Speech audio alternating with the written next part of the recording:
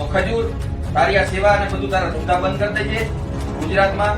અને આ કાઠિયાવાડ સૌરાષ્ટ્ર છે આયરના દીકરા ઉપર હાથ નાખવો હોય તો બીજી વાર મારો દીકરો વિચાર કરવો જોઈએ, ગમે એ જ્ઞાતિનો હોય.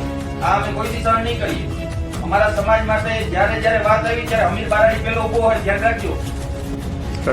જય દ્વારકાધીશ, જય મુરલીધર. હું છું અમીર બારાડી ફ્રોમ દેવભૂમિ દ્વારકા. અત્યારે મારા લાલા આહિરારે વાત થઈ છે એની ઉપર જે હુમલો કર્યો ખજૂર જાની ઉર્ફે આજે સેવા કરી નીતિ, હવે આ હુમલો અમે વખોડી કાઢી છીએ અને અમારા સમાજના દીકરા ઉપર હુમલો અમે સહન નહીં કરીએ. એટલે આમાં જે સંડોવાયેલા છે ધ્યાન રાખજો, અમે મૂકશું નહીં. ગમે એ રીતે અમે આનો બદલો તો લેવું જ.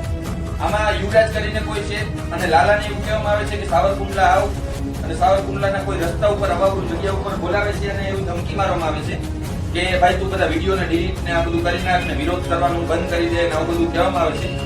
તો આ કઈ બંધ નહીં કરે અને કોઈ વિડીયો ડિલીટ થાય નહીં. અને આહિર સમાજના દીકરા ઉપર હુમલો અમે કોઈ દિવસ સહન નહીં કરીએ. આ એક યાદ રાખજો, પેલો આહિર સમાજનો કોઈ દીકરા ઉપર હુમલો થયો તો પેલો ઘા અમીર બારાડી સહન કરશે. ધ્યાન રાખજો, અમીર બારાડી આહિર સમાજની વાત આવશે ત્યાં પેલો ઉભો હશે. અમે કોઈને મૂકશું નહીં. લાલા આહિર ઉપર હુમલો એ અમે સહન નહીં કરી.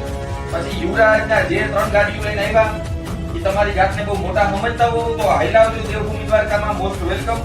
અને આનો અમે જવાબ તમને દેશું, ફાઇનલ વાત છે. અને આ જે કર્યું એ બહુ દુષ્કૃત્ય કહેવાય. અને આમાં જો ખજૂર સંડોવાયેલો હોય તો ખજૂર તારી આ સેવા અને બધું તારા ધંધા બંધ કરી દેજે ગુજરાતમાં. અને આ કાઠિયાવાડ સૌરાષ્ટ્ર છે આયરના દીકરા ઉપર હાથ નાખવો હોય તો બીજી વાર મારો દીકરો વિચાર કરવો જોઈએ, ગમે એ જ્ઞાતિનો હોય. આ અમે કોઈથી સહન નહીં કરીએ. અમારા સમાજ માટે જ્યારે વાત આવી ત્યારે અમીર બારાડી પેલો ઉભો હોય, ધ્યાન રાખજો. ભલે કદાચ 2 કેસ વધી જાય પણ અમે તમને મૂકશું નહીં. કેમ કે અમારા સમાજ ઉપર વાત આવી, અમારા સમાજના દીકરા દીકરી ઉપર વાત આવી, તેથી અમે લડવાના જ છીએ. બરાબર? આ એક યાદ રાખીને હાલજો. ભવિષ્યમાં અમે સહન નહીં કરીએ ખોટું કોઈનું. કાયદાકીય રીતે અમે બધી રીતે અમે અમારી રીતે સક્ષમ રીતે લડવાના જ છીએ. અને અમુક વસ્તુ આમાં વિડીયોના માધ્યમથી અમે ના બોલી શકીએ પણ અમે આનો જવાબ તમને દેશું, જરૂરથી દેશું. ખજૂરના પુરાવા નીકળશે તો ખજૂરને જવાબ દેવામાં આવશે. બરાબર? કઈ વાંધો નહીં, કરશું જલ્દીથી. જય દ્વારકાધીશ.